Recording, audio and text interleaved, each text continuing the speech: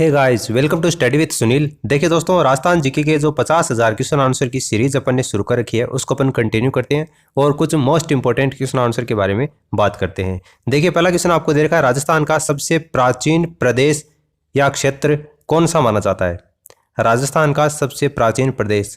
देखिए, आपको पता होगा कि राजस्थान को भौतिक विभागों की दृष्टि से 4 भागों में बांटा जाता है और उन्हीं में से एक आता है कौन सा? अरावली क्षेत्र। और इसी को राजस्थान का सबसे प्राचीन प्रदेश माना जाता है, अरावली पर्वतीय क्षेत्र को। इसकी उत्पत्ति मानी जाती है गोंडवाना लैंड से। गोंडवाना लैंड से इसकी उत्पत्ति मानी जाती है प्री कैम्ब्रियन काल से। विश्व की सबसे प्राचीनतम वलित पर्वतमाला है। इसके विस्तार की बात करें तो गुजरात से लेकर दिल्ली तक, गुजरात में पालनपुर से लेकर दिल्ली में रायसीना तक 692 किलोमीटर में ये फैली हुई है। और राजस्थान राज्य की बात करें तो सिरोही जिले से लेकर झुंझुनू जिले में जो खेतड़ी नाम की जगह है वहां पर इसका विस्तार है। वैसे टोटल इसका विस्तार 692 किलोमीटर है, लेकिन राजस्थान में इसके विस्तार की बात की जाए तो 550 किलोमीटर है। यानी कि टोटल से अगर राजस्थान में इसके विस्तार का प्रतिशत देखा जाए तो लगभग 80% इसका विस्तार है वो राजस्थान राज्य में है। इसके विस्तार की बात की जाए तो ये कौन से दिशा में है, तो इस तरीके से इसका विस्तार है। यानी कि बात की जाए तो दक्षिण पश्चिम से लेकर उत्तर पूर्व में इसका विस्तार है। इसकी समुद्र तल से औसत ऊंचाई की बात की जाए तो 930 मीटर अरावली पर्वतमाला की ऊंचाई है। राजस्थान में इसके टोटल क्षेत्रफल का जो क्षेत्रफल देखा जाए अरावली पर्वतमाला तो वो है 9.3%। और राजस्थान की टोटल जनसंख्या में से इसकी कितनी जनसंख्या निवास करती है यहाँ पर, तो वो करती है 10% जनसंख्या निवास करती है। अरावली पर्वतमाला है वो राजस्थान के कितने जिलों से होकर गुजरती है, तो ये 7 जिलों से होकर गुजरती है। इसी अरावली पर्वतमाला को महान भारतीय जल विभाजक रेखा के नाम से भी जाना जाता है। ये जो अरावली पर्वतमाला है इसके पश्चिम में जो बरसात होती है वो 50 सेंटीमीटर से कम होती है और इसके पूर्व में जो बरसात होती है वो 50 सेंटीमीटर से ज़्यादा होती है। अरावली पर्वतमाला में कौन सी मिट्टी मुख्य रूप से पाई जाती है, तो यहाँ पर लाल मृदा की प्रधानता है, लाल मृदा यहाँ पर पाई जाती है। सर्वाधिक जनजाति राजस्थान में कहाँ पर निवास करती है, तो इसी अरावली पर्वतमाला में सर्वाधिक जनजाति यहाँ पर निवास करती है। तो ये सारे फैक्ट्स आपको ध्यान में रखने हैं अरावली पर्वतमाला क्षेत्र के बारे में। ऑप्शन सी क्या हो जाएगा, इसका करेक्ट आंसर हो जाएगा। राजस्थान की पूर्णतः 12 नदी कौन सी है? राजस्थान की पूर्णतः 12 यानी पूरे 12 महीनों बहने वाली वो नदी है वो कौन सी है, वो आपको बताना है। बनास, माही, चंबल या लूनी नदी?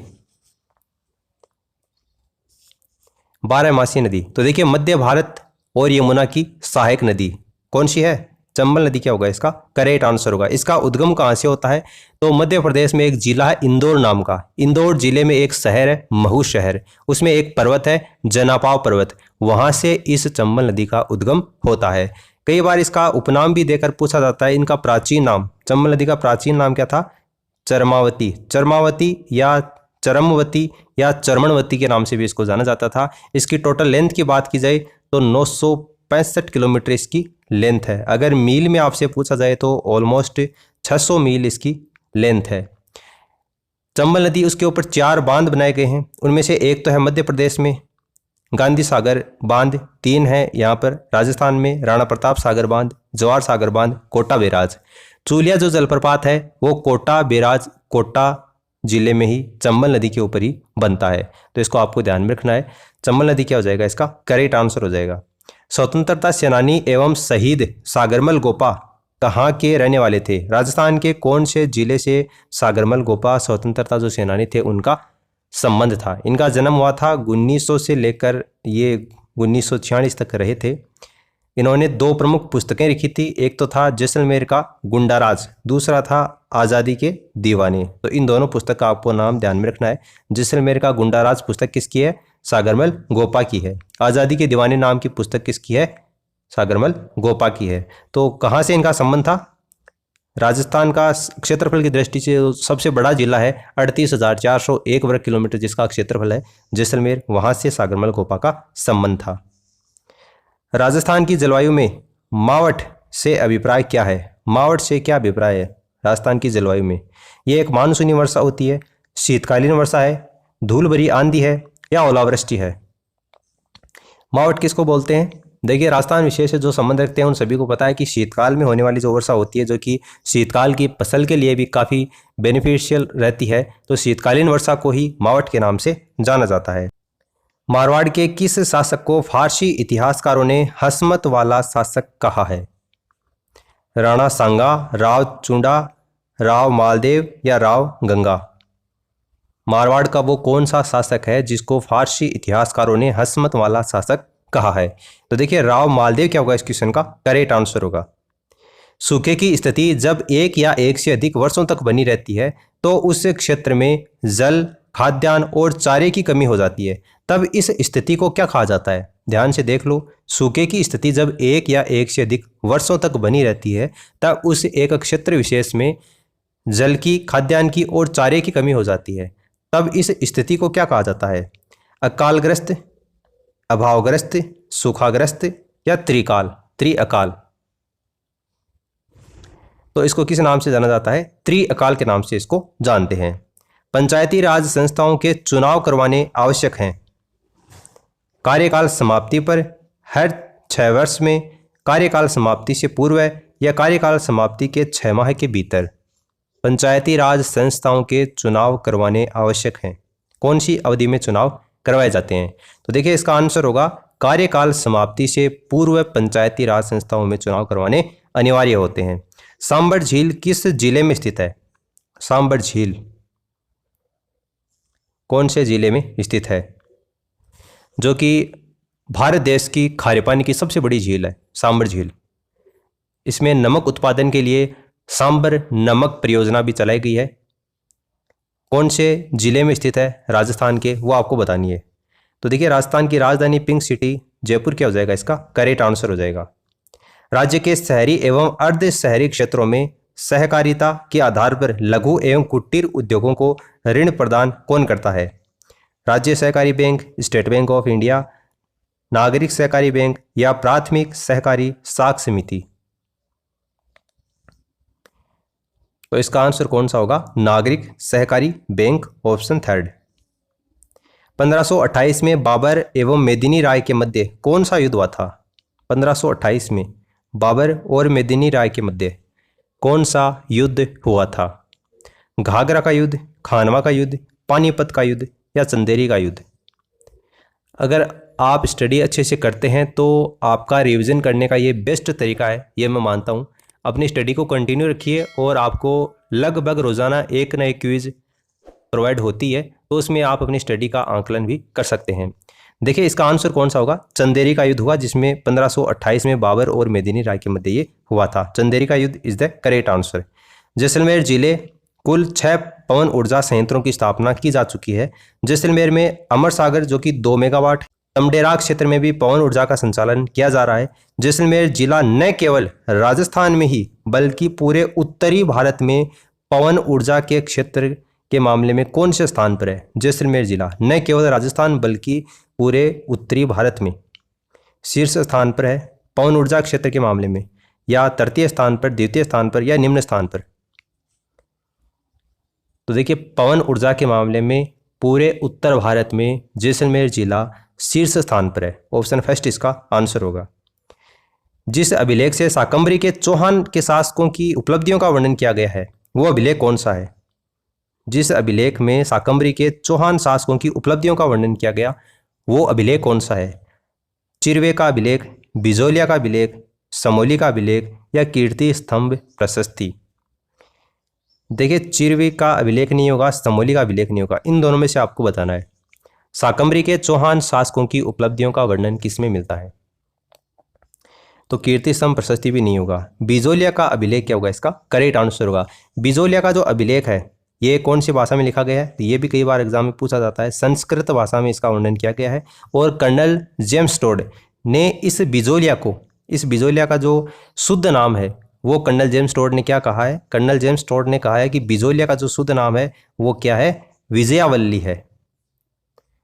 तो ये फैक्ट्स आप ध्यान में रखना, विजयावल्ली किसको कहते हैं? बिजोलिया को ही कहा जाता है। ठीक है, बिजोलिया का अभिलेख। देखिए सर्वाधिक जनसंख्या घनत्व वाला संभाग कौन सा है? सर्वाधिक जनसंख्या घनत्व वाला संभाग कौन सा है? जोधपुर संभाग, भरतपुर, बीकानेर या जयपुर संभाग? जनसंख्या घनत्व की बात हो रही है, क्षेत्रफल की यहाँ पर बात नहीं हो रही। तो वैसी बात है, राजस्थान की राजधानी जयपुर है और जयपुर संभाग में ही सबसे ज़्यादा जनसंख्या घनत्व है, तो इसलिए जयपुर संभाग ऑप्शन डी क्या हो जाएगा, इसका आंसर हो जाएगा। उदयपुर की राजकुमारी जिनका नाम है कृष्णा कुमारी, जिनके विवाह में विवाद हुआ था, काफ़ी लंबी चौड़ी कहानी है। आपको बताना है कि ये कृष्णा कुमारी किसकी पुत्री थी, महाराणा अमर सिंह की, जगत सिंह द्वितीय की, महाराणा जय सिंह की या महाराणा भीम सिंह की। अगर आप कहीं पर कोचिंग किए हुए हैं तो ऑब्वियस सी बात है ये कृष्णा कुमारी वाली कहानी तो आपने सुनी ही होगी, तो आपको वहां पर बताया गया था कि ये किसकी पुत्री थी। तो इसका आंसर कौन सा होगा, महाराणा भीम सिंह की ये पुत्री थी, ऑप्शन डी इसका आंसर हो जाएगा। राज्य के कितने जिलों की अंतर्राज्यीय सीमा दो दो सीमावर्ती राज्यों से लगती है, यानी राजस्थान के ऐसे कितने जिले हैं जिनकी सीमा दो दो सीमावर्ती राज्यों से लगती है। क्वेश्चन को ध्यान से देख लो, राजस्थान के वो ऐसे कौन से जिले हैं जिनकी सीमा दो दो राज्यों के साथ में लगती है, यानी राजस्थान के जो अंतर्राज्यीय है ना राज्य, जिसमें पंजाब आपका, हरियाणा वगैरह, ये उत्तर प्रदेश है, मध्य प्रदेश और गुजरात का जो क्षेत्र आता है, इधर आपका राजस्थान है। तो कौन से ऐसे जिले हैं, कितने हैं बताने, 3, 4, 5, 6। तो देखिए इसका आंसर कौन सा होगा, 4 जिले आते हैं। अब वो 4 कौन कौन से आते हैं वो भी एक बार अपन देख लेते हैं। देखिए पहला आता है ऊपर हनुमानगढ़, हनुमानगढ़ पंजाब और हरियाणा के साथ में सीमा बनाता है। उसके बाद में दूसरा आता है भरतपुर का, भरतपुर किसके साथ में बनाता है, हरियाणा और उत्तर प्रदेश के साथ में बनाता है। उसके बाद में धौलपुर आता है, धौलपुर उत्तर प्रदेश और मध्य प्रदेश के साथ में बनाता है। उसके बाद में बांसवाड़ा, तो बांसवाड़ा बनाता है मध्य प्रदेश के साथ में और गुजरात के साथ में। तो हनुमानगढ़, भरतपुर, धौलपुर और बांसवाड़ा ये 4 अंतर्राज्यीय जिले हैं जो कि दो दो सीमावर्ती राज्यों के साथ में बनाते हैं अपनी सीमा, ऑप्शन सी इसका आंसर हो जाएगा। कानड़देव था, कानड़देव क्या था, नागौर का शासक था, जालोर का शासक, एक कवि था या चौहानों का एक सामंत था। कानड़देव, अरे कानड़देव चौहान काफी फेमस था, क्या था वो, जालोर का शासक था, इसलिए ऑप्शन सेकंड क्या हो जाएगा, इसका आंसर हो जाएगा। इसको आप ध्यान में रखना, जालोर का शासक था कानड़देव। खेजड़ी वृक्ष की पूजा कौन से पर्व पर, कौन से उत्सव पर, त्योहार पर की जाती है, ये आपको बताना है। खेजड़ी वृक्ष की पूजा, खेजड़ी के बारे में काफ़ी फैक्ट्स बनते हैं, एग्जाम में पूछे जाते हैं, वो अपन सारे यहाँ पर डिस्कस नहीं करेंगे वरना वीडियो फिर से ज़्यादा लंबा हो जाएगा। काफ़ी बार मैं आपको बता चुका हूँ खेजड़ी वृक्ष के बारे में। कौन से पर्व पर इसकी पूजा की जाती है, दीपावली, दशहरा, जन्माष्टमी या महाशिवरात्रि। तो देखिए इसकी पूजा की जाती है दशहरे के अवसर पर, ठीक है, ऑप्शन सेकंड। अरावली पर्वतमाला की सर्वोच्च पर्वत चोटी की ऊंचाई कितनी है जो कि गुरु दत्तात्रेय की तपोस्थली मानी जाती है। अब ये तो आपको पता होगा कि उसकी ऊंचाई कितनी है और वो कौन सी है, लेकिन ये अलग से फैक्ट्स बनता है कि गुरु दत्तात्रेय की तपोस्थली के रूप में उसको जाना जाता है। तो ये आप ध्यान में रखना, 1722 मीटर माउंट आबू गुरु शिखर क्या हो जाएगा, इसका करेक्ट आंसर हो जाएगा। फिर देखो राज्य में सेला बासमती चावल का उत्पादन कहाँ पर होता है, राजस्थान राज्य में सेला बासमती चावल का उत्पादन कहाँ पर होता है, बांसवाड़ा, डूंगरपुर, बूंदी या गंगानगर।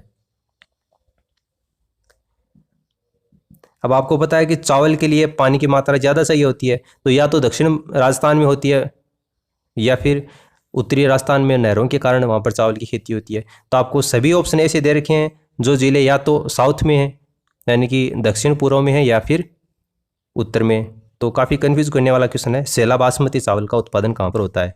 देखिए इसका आंसर कौन सा होगा, बूंदी, ऑप्शन सी। भीलवाड़ा बिंगोद के निकट होने वाले जो त्रिवेणी संगम है उसमें कौन सी नदी शामिल नहीं होती।